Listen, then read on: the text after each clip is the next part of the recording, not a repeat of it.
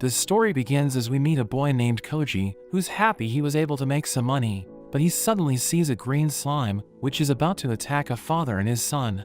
He throws his coins to defeat it, and gives the kid the bronze that it dropped, telling him he can make money by hunting monsters, but he thinks he doesn't have what it takes, since he's too afraid to fight them. Koji tells him to be more careful, and as he prepares to leave, the kid wonders if he's a hero, but when he opens up his status screen, they're shocked to see that he's a level 999 villager. We learn that ever since monsters appeared in the nation of Hexaldria, the people there have been given roles at birth, and there are those with special talents and extraordinary power. But most people are just villagers, who usually stay between level 1 and 10, and they're so weak that they can't even defeat a slime. We see a girl named Alice, who arrives at the ancient cavern, and we learn that she's looking for a legendary sword. In the city of Valmond, a girl named Kana notes that she'll save the world from monsters, and her companion Rex tells her he has the same mission.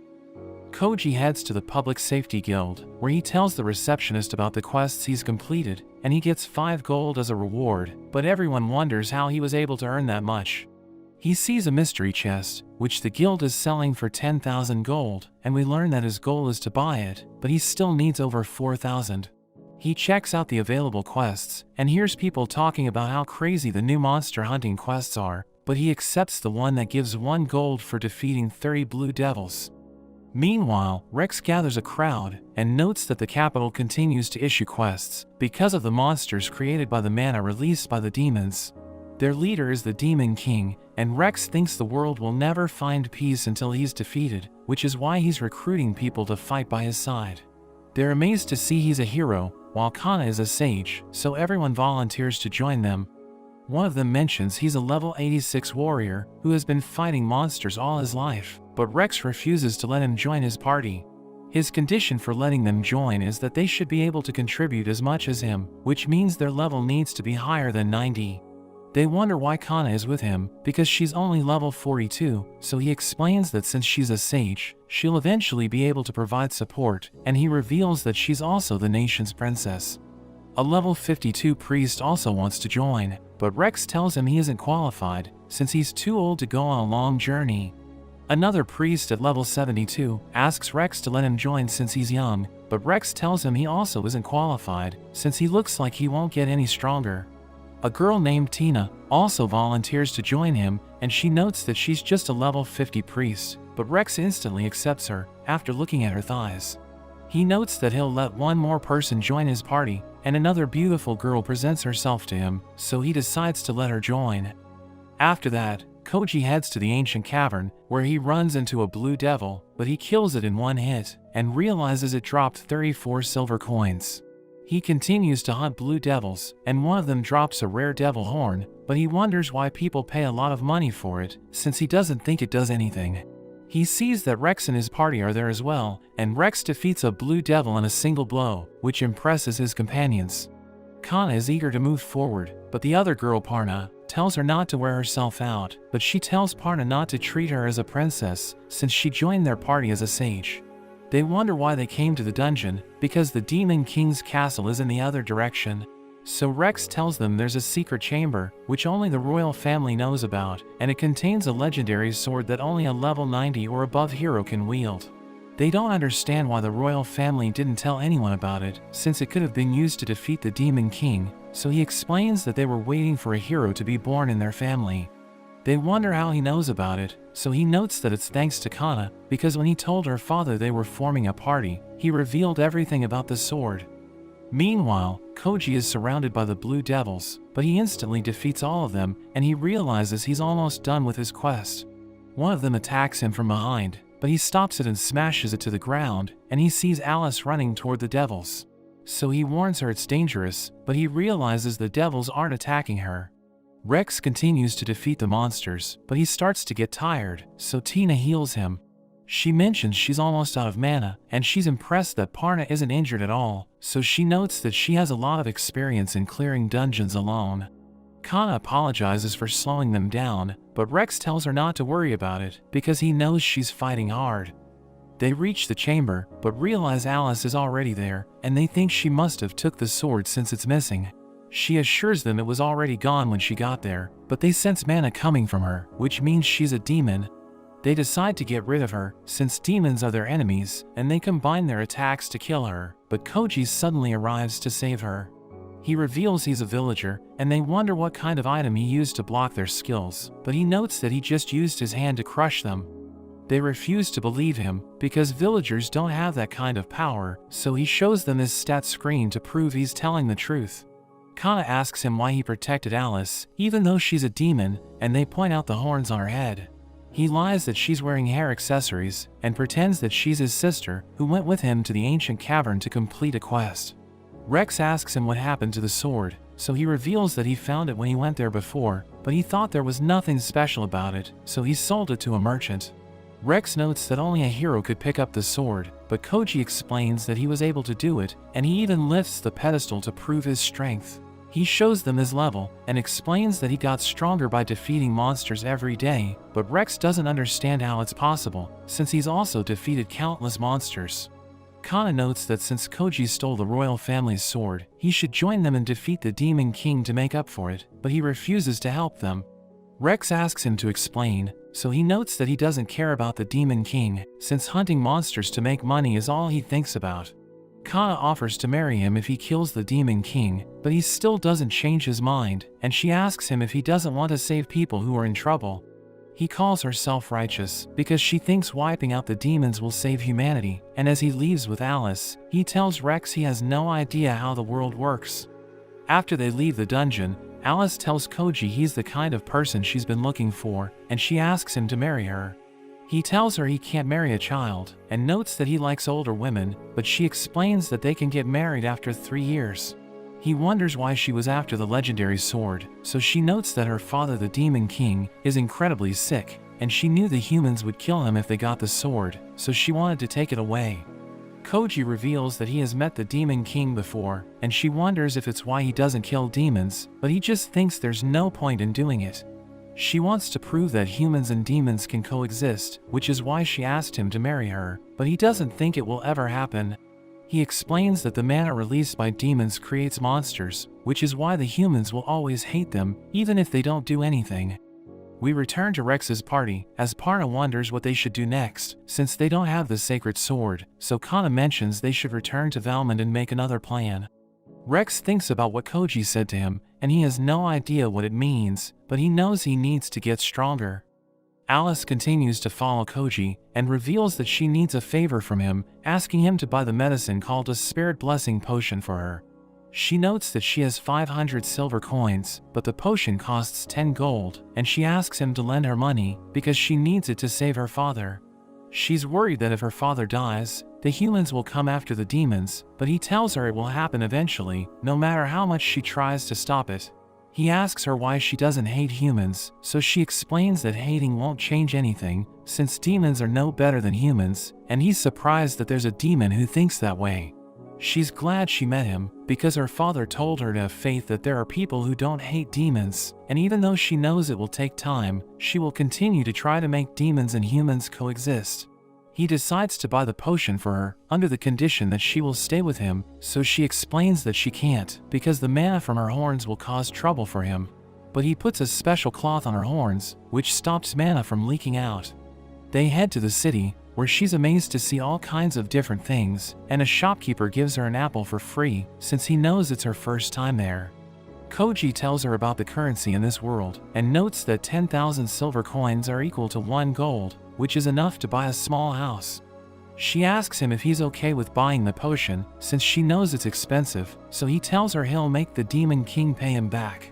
She knows it won't be a problem, because her father has a lot of jewels, and Koji plans to take 15 gold, since he'll also escort her back to her home.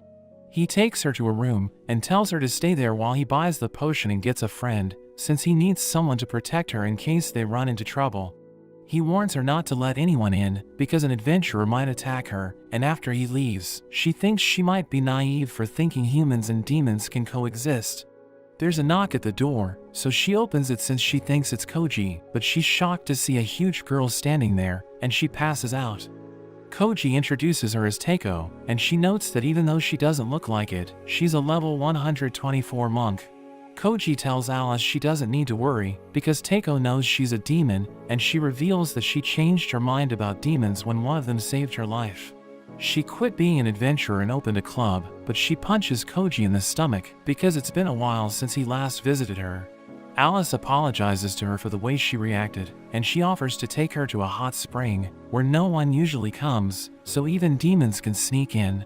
Koji tells Alice not to worry, because even though Takeo looks like a guy, she's actually a woman, and he explains that she burned her chest fat to convert it to muscle, but she gets annoyed at him and kicks him.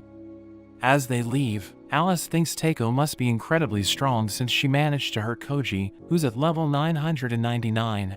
So she explains it's because monks are 3 times stronger than villagers, even if they're at the same level. She notes that monks are specialists in close combat, and they get a special skill every 100 levels, but in a real fight, she wouldn't stand a chance against Koji. Alice wonders how he got that strong, so Takeo notes that he's fought a lot, and explains that to increase their level, a person needs to gain experience by killing higher level monsters. But Alice is confused, because she hasn't heard of any monsters above level 500. Takeo tells her not to worry about any other person reaching level 999 and defeating her father, because it's something only Koji can achieve. She wonders why that's the case, so Takeo explains that he doesn't have something precious to all living things, and tells Alice she'll learn about it as she travels with them. Countless monsters suddenly descend from the sky, and we see their commander Menno, who tells the humans that the attack is a declaration of war. He notes that the Demon King is launching an all-out assault on humans, and they panic as the monsters attack them, but Koji grabs onto one of the monsters and throws it at the giant birds. Alice sees Rex fighting the monsters as well, so she hides behind Takeo and notes that Koji saved her from his party.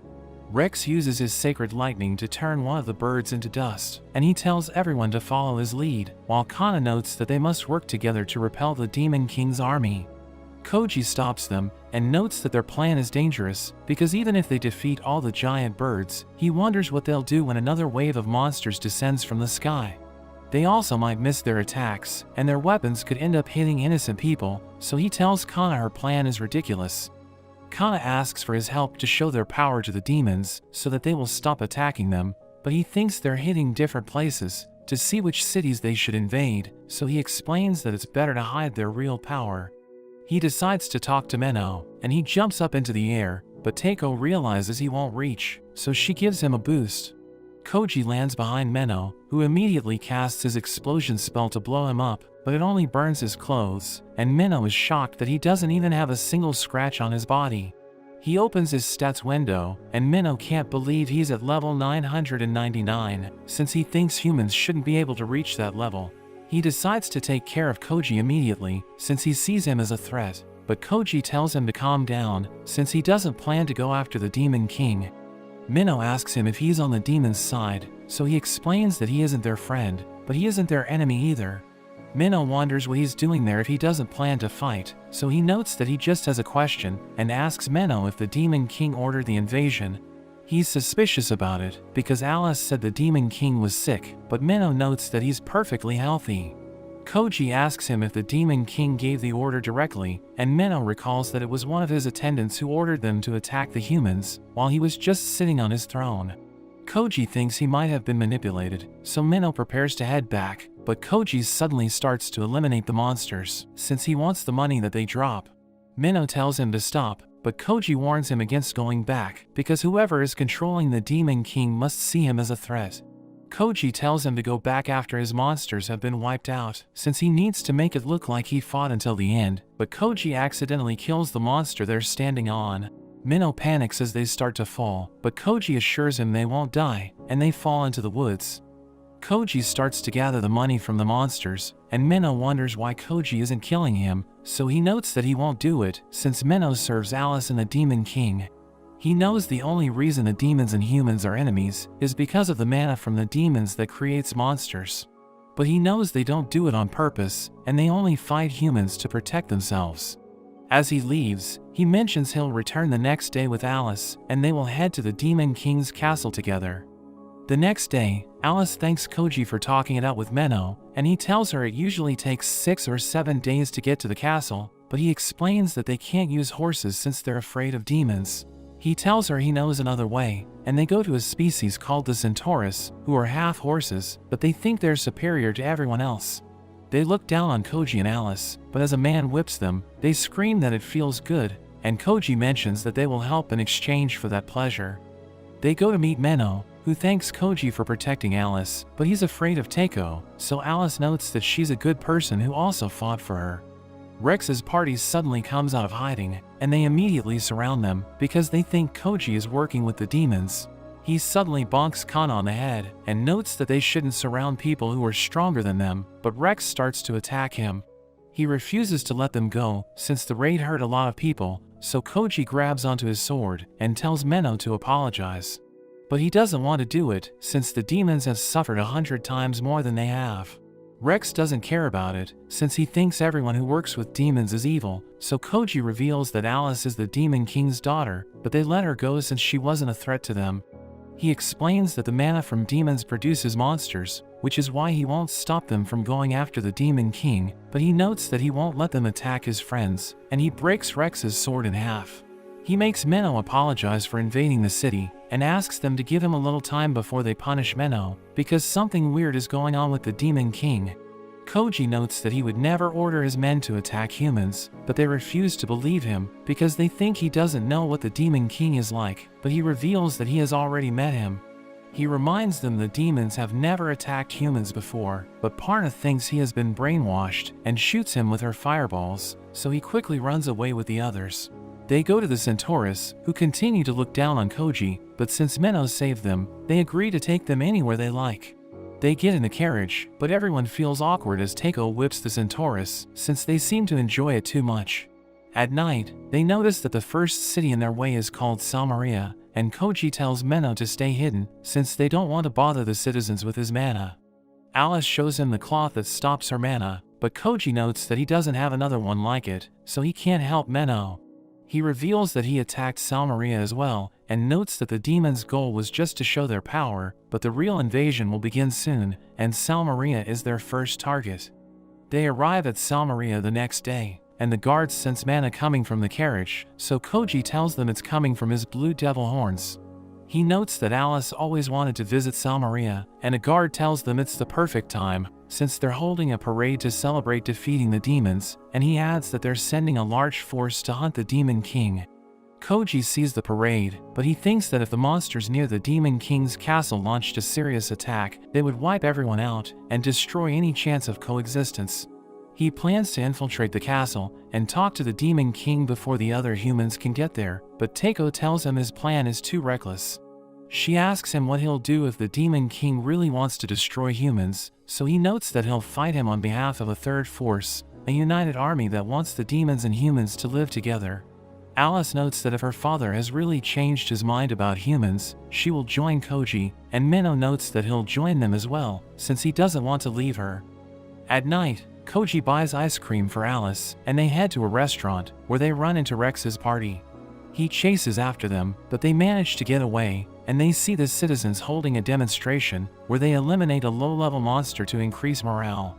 Something suddenly crashes to the ground, which turns out to be a hell beast, and they know it isn't part of the show, so they try to run, but there are even more monsters that descend from the sky. They start to wreak havoc, and one of them attacks Koji, but he kills it with a single punch. Rex and the others are still looking for him, and Tina thinks they should tell everyone he's working with the demons, because it will make it easier to find him. Rex doesn't think it's the right move, because Koji could harm people if he's cornered, but Kana disagrees with him, since she thinks Koji isn't evil. Parna asks her if she's lost her mind, and tells her he's working with the demons who attacked their city. But she reminds Parna that he didn't fight back when they attacked him, and he never even tried to force his ideas on them. Rex agrees with her, and they decide to let him go for the time being, but they all have a lot of questions they want to ask him. A hell beast attacks one of the civilians, so Kana summons her barrier to protect him, but the monster breaks through it. It prepares to hit her, but Koji suddenly comes to her rescue and defeats it with a single blow. Her friends arrive, and Rex wonders what kind of skill he used to defeat the monster, but he explains it was just a basic attack, and Kana notes that he's telling the truth. They want to ask him questions, but Alice rushes to his side, and he tells them they need to take care of the situation first. A guard tells them to run away, because a horde of 10,000 monsters is headed toward the city, and they don't believe him, but he tells them he saw it with his own eyes. They know the monsters are coming from the Demon King's castle, which means all of them are high level, so the adventurers in the city won't stand a chance against them. They decide to retreat, and Kana asks Koji to help them evacuate everyone, so he tells them to take care of Alice, while he gets his friends from the inn. They're surprised he's leaving her in their care, and they ask him if he isn't worried they will kill her, since they consider demons their enemies. But he thinks if they really wanted to do that, they wouldn't tell him in advance. As he leaves, Kana hugs Alice, and notes that she'll make sure nothing happens to her, since she has decided to trust Koji. As they evacuate the civilians, Minnow sees that Alice is with them, and he thinks they have taken her hostage, but she calms him down. They think Takeo is a man, but Alice tells them it isn't true, and she's annoyed by how rude they are. She prepares to beat them up, but they explain that Koji told them to take care of Alice, while he left to get his friends. Takeo reveals that they didn't run into him, and a guard notes that he's fighting the horde alone, so they all rush to help him. As they reach Koji, Rex wonders why he's facing the monsters alone, so Takeo notes that he's fighting for both humans and demons. He knows that if the city is destroyed, it will cause irreparable damage to the relationship between humans and demons, which will make it impossible for them to coexist. Rex thinks that even though he's at level 999, he still can't beat the horde alone, but Takeo mentions the thing that he lacks, which every living being has, is the fear of death. Rex wonders what drove him to become so powerful, so Takeo mentions he's just like Rex, whose parents were killed by monsters, and she notes that Koji's father met the same fate. Koji used to wonder why monsters dropped money that the humans needed to survive, but he didn't give it much thought, and lost himself in killing them. His father was killed protecting him, which made him hate himself since he felt helpless, and he started going after the monsters. We learn that the villager is the weakest role, but since they have a high chance of death when fighting monsters, they level up faster than anyone else. He reached level 53 when he was only 9 years old, and even got revenge on the monster that killed his father. But when he returned home, he realized his village was attacked by bandits, and he found his mother's lifeless body. Takeo notes that when their loved one is killed by monsters, they decide to take revenge on all of them, but she wonders if the same thing will happen if a human is responsible. Rex realizes he hasn't been thinking straight because he let his emotions get the best of him, but Kana thinks Koji must have something else in mind, since he admitted that demons are dangerous, so she wants to ask him what made him rebel against how the world works. Everyone decides to fight with Koji, and Minnow notes that he'll help him as well, because he knows it's what Alice wants him to do. We see Koji getting hit, but he refuses to stay down, because he knows the more monsters he defeats, the more it will increase the soldiers' morale. He doesn't care what happens to him, as long as Salmaria is safe, but he ends up getting caught, and a huge one charges up its energy breath. But Rex suddenly hits it with his sacred lightning, and Koji realizes the others have come to help. Minnow casts his explosion magic to take out the flying monsters, while Takeo beats up the ones on the ground, and Tina takes the chance to heal Koji's wounds. He continues to fight the monsters, but one of them throws a huge rock, which smashes him to the ground. He starts to bleed, so Tina heals him again, and asks him why he's being so reckless, but he explains that it's because he trusts them. Everyone works together to defeat the monsters, while Alice watches them from a distance, and she knows they're doing their best, so she wants to do something to help them. Takeo tells Rex she'll deal with the tough monsters, and takes them down with a barrage of punches, revealing that she can bypass their defenses with her skill. He realizes she's stronger than him, since she's over level 100, and Koji realizes that Parna and Kana have area attack magic, so he grabs onto them and jumps up into the air. They use their magic to blast the flying monsters, but when they come back down, they scold him for touching them without permission. We see the other adventurers in the city, and they think Salmaria is finished, so they prepare to run away, but Alice suddenly stops them. She shows them the horde, and they think they don't stand a chance against such high-level monsters, but they see her friends risking their lives to protect the city, which inspires them to join the fight. Koji and his friends continue to fight the monsters, but he realizes they're about to get overwhelmed, since they're all close to their limit. Alice suddenly arrives with the other adventurers, who are ready to fight for Salmaria, and they start to clash with the monsters. She tells Koji he gave them the courage to defend the city, and he praises her for bringing them there, telling everyone they now have a shot at winning the battle. But after some time, we see that the adventurers are already exhausted, and Rex struggles to stay on his feet. The girls tell him to rest, but he explains that he can't, since Koji is still fighting. Tina reveals that he's been taking breaks, and notes that he has a skill that allows him to recover without items, so Rex decides to chill. The others join him, as Minnow reveals that they've almost wiped out the monsters, but the ground suddenly shakes, and a giant robot appears out of nowhere. Koji rushes toward it, but it punches him away, so the adventurers panic and run for their lives. He drinks a healing potion and gets back up, and he sees the demon Essler, who serves as the Demon King's right hand. He realizes Minnow has sided with the humans, since Alice is with them, and Koji prepares to continue the fight, as he notes that they need to do something about the robot. Essler tells him to bring it on, so he charges in again, and strikes the robot in the head, but it has no effect. Essler explains that even though he's at level 999, he's still just a villager, so a level 300 hero would have better stats than him. Essler reveals that there were villagers who also reached high levels in the past, but they were all discouraged by their skills, which turned out to be trash. He thinks Koji can't defeat the robot since he's just a villager, and it smashes him to the ground, as Essler tells him he won't get any stronger, because he has already maxed out his level. He gets back up and drinks a potion to recover, so Essler praises his endurance, but tells him to give up while he still has the chance. Essler reveals that his only goal is to take Salmaria, but Alice tells him to stop, since she knows her father wouldn't want him to attack humans, but he explains that he already knows that. He reveals that he drugged the Demon King to make him weaker, and used him to power up the robot, so Alice realizes he betrayed them. He explains that the robot was made to destroy humanity, by using the Demon King's mana to crush everything in its path, but Koji insists on saving both the city and the Demon King. He rushes toward the robot, which starts to beat him up, but he presses on, and everyone realizes he's getting faster.